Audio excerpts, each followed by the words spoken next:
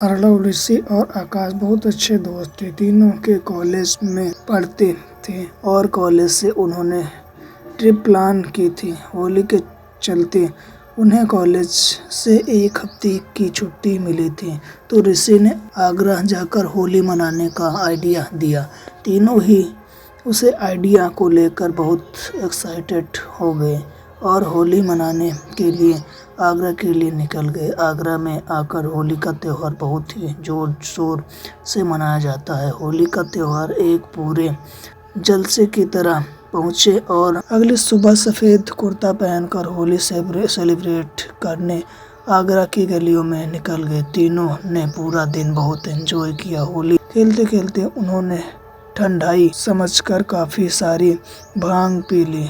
पूरे दिन रंगों से खेलने के बाद अब सूरज ढलने लगा था और तीनों ही बहुत ही तरह थक चुके थे। अर्णव, ऋषि और आकाश अब अपने होटल की तरफ वापस जाने लगे, नशे में, जिसकी वजह से वह वापस जाने का रास्ता भटक गए। अर्णव के कहने पर उन्होंने चलते हुए एक नया रास्ता ले लिया और उनमें से कोई नहीं जानता था कि उनकी ये गलती उन्हें कितनी भारी पड़ने वाली है। हर गली में शोर शराबा था, वहीं वो नया रास्ता काफ़ी सुनसान था।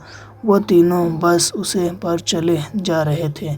चलते चलते उन्हें अपने दाईं ओर एक पुराना सुंदर बहुत किला दिखा। वो उसके सामने से निकल ही रहे थे कि तभी उन्हें खंडहर के अंदर से कुछ अजीब सी आवाज़ें आने लगी।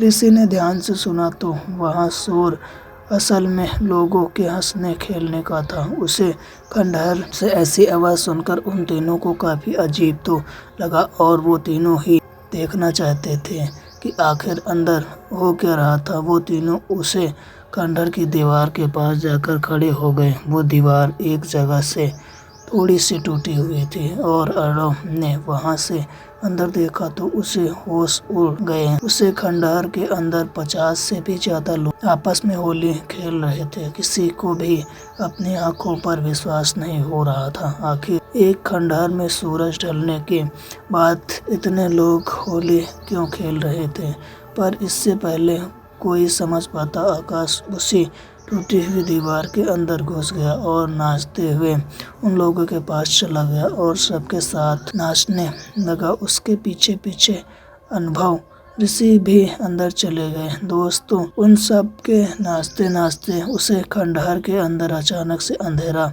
चला गया, जैसे कदम से रात हो गई हो। वहीं ऋषि का पैर नाचते हुए फिसल गया और वो एक औरत से टकरा गया। ऋषि ने तुरंत ही माफी मांगी, पर वो औरत बस खड़ी होकर ऋषि को घूरने लगी और देखते ही देखते उसे खंडहर का माहौल अब बहुत भयानक सा हो गया। उसे औरत का चेहरा बदलने लगा, बल्कि वहाँ खड़े सभी लोगों का चेहरा बदलने लगा और नीला पड़ने लगा। तभी ऋषि के सामने खड़ा उसे औरत की आंखें सफ़ेद हो गई। यह सब देखकर उन तीनों दोस्तों की रूह कांप गई। आकाश और नव सीधा वहां से भागने लगे। ऋषि अपनी जगह पर ही रुका हुआ था। वह औरत को सुन्न होकर देख रहा था। ऐसा लग रहा था कि जैसे ऋषि एक पुतला बन गया हो। आकाश ने उसे वहां से खींचने की कोशिश की, पर ऋषि मानो वहीं पर जम गया। ऋषि की आंखें भी सफ़ेद पड़ने लगी थी। यह देखते वह सब कुछ भी करके उसे खंडहर से बाहर निकलना चाहते। ऋषि अब भी वहीं एक पुतला की तरह खड़ा था। वहीं बाहर जाने का इकलौता रास्ता था, तो वो उसी तरफ जाने का रास्ता ढूंढने लगे। तभी कुछ ऐसा हुआ जिससे अर्णव और आकाश की सांसें जम सी गई। वहाँ पर खड़े सभी लोगों की हड्डियाँ चटकने लगी और वो धीरे धीरे अर्णव और आकाश की तरफ बढ़ने लगे। उन दोनों की जान सूख चुकी थी। उन्हें लगने लगा कि उनके साथ कुछ बहुत ही बुरा होने वाला था। पर तभी अर्णव और आकाश ने मिलकर ऋषि को वहां से खींचा और उसे अपने कंधे पर उठाकर वहां दोनों उसी दीवार की तरफ भागने लगे जहां से वो तीनों अंदर आए थे।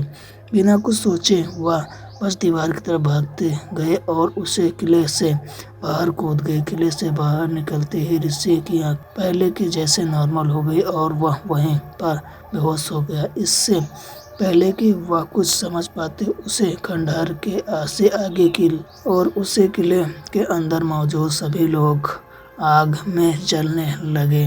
वो भयानक नजर अड़ो और आकाश से देखा भी नहीं जा रहा था। पहले तो उन्हें लगा कि ये सब जो उनके साथ घटा वो कुछ नहीं बल्कि भांग का नशा है, लेकिन वो दोनों जैसे तैसे ऋषि को उठाकर जब अपने होटल तक पहुंचे और वहां के मैनेजर को उन्होंने सब कुछ बताया तो मैनेजर की बात सुनकर वो लोग दंग रह गए। उसे मैनेजर ने उन्हें बताया कि जिस किले के पास होते उसके लिए मैं इस साल पहले गांव के लोग होली मना रहे थे और तभी उनके गांव पर एक मुगल साहब ने हमला कर दिया था। किले को चारों ओर से घेर कर मुगलों ने उसे पूरे किले को आग लगा दी थी। उसे किले में मौजूद हर एक इंसान की वहीं पर मौत हो गई थी। आज भी होली के दिन शाम को कोई भी उस किले के पास से नहीं निकलता। कहते हैं वहाँ सारी आत्माएं उस किले के अंदर कैद हो गई हैं और वहीं पर भटकती रहती हैं, पर हर साल होली के दिन वहाँ भूतों की होली खेली जाती है। यह सब सुनकर अड़ो और आकाश के होश उड़ चुके थे। ऋषि अब भी बेहोश था। होटल के मैनेजर ने उसे दिलासा दिया और वो तीनों बिल्कुल सुरक्षित। सुबह होती ही अड़ो, ऋषि और आकाश तुरंत ही आगरा के लिए निकल गए। दोस्तों, ये स्टोरी अच्छी लगी तो हमारे चैनल को सब्सक्राइब करें।